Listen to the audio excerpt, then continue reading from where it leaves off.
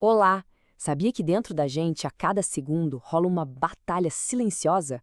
Pois é a história de como nossas células lutam para sobreviver, se adaptar ou, no fim das contas, morrer.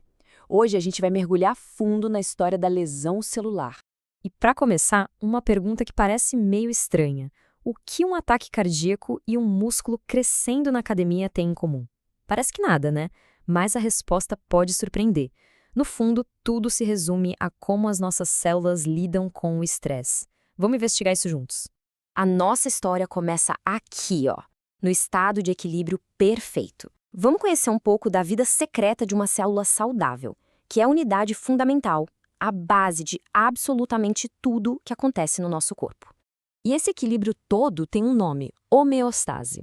É como se fosse o cantinho da paz da célula, sabe? Onde tudo, temperatura, pH, nutrientes, está perfeitamente ajustado. É o estado ideal que o corpo luta o tempo todo para conseguir manter. Mas e quando esse equilíbrio é ameaçado? O que acontece? Bom, a primeira reação de uma célula não é se entregar, não. É lutar, é se adaptar. Elas são teimosas, se recusam a desistir. E as células são bem engenhosas, viu? Elas podem se adaptar de 4 maneiras principais. A mais famosa é a hipertrofia. As células aumentam de tamanho, tipo os nossos músculos depois de um treino pesado.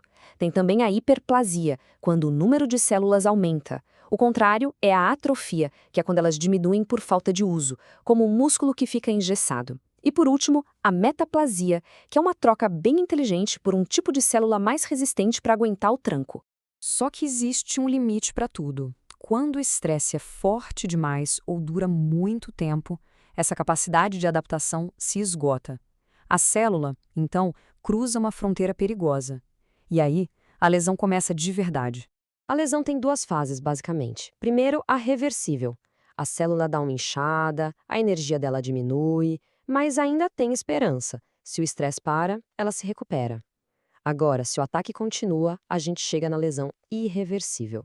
E aqui o dano é catastrófico, sabe? Especialmente nas usinas de energia e nas paredes da célula.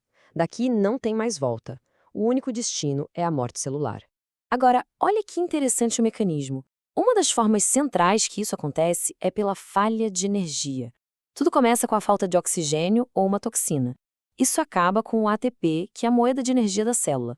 Sem energia, as bombas que controlam a entrada e saída de coisas simplesmente param. Aí a célula começa a encher de água e inchar, que nem um balão. É um efeito dominó, uma coisa levando a outra. Tá, mas quem são os vilões que causam esse estrago todo?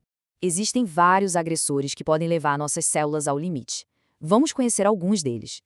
Um dos principais, sem dúvida, é a hipóxia, que nada mais é do que a falta de oxigênio. É uma das causas mais comuns e devastadoras de lesão. Pensa no infarto ou no AVC. É exatamente isso que está acontecendo ali. Uma interrupção do fornecimento de oxigênio. Depois a gente tem os agressores físicos. Imagina uma pancada forte, o calor extremo de uma queimadura ou um frio muito intenso. Até mesmo a radiação pode ser uma força super destrutiva no nível celular. Agentes químicos e toxinas também entram nessa lista, claro. Poluição, certas drogas e até o excesso de álcool, que pode causar lesões bem sérias nas células do fígado, levando àquilo que a gente conhece como fígado gorduroso. E claro, não podíamos esquecer dos invasores, os agentes infecciosos. Vírus e bactérias que basicamente sequestram nossas células, transformando elas em fábricas para se multiplicar. E nesse processo todo, elas acabam destruindo as coitadas por dentro. Quando a lesão se torna irreversível, a história da célula chega ao seu capítulo final. E existem 2 destinos possíveis para ela a partir daqui. De um lado, a gente tem a necrose. Pensa numa morte caótica, meio suja, que acontece depois de um dano bem intenso, como no infarto.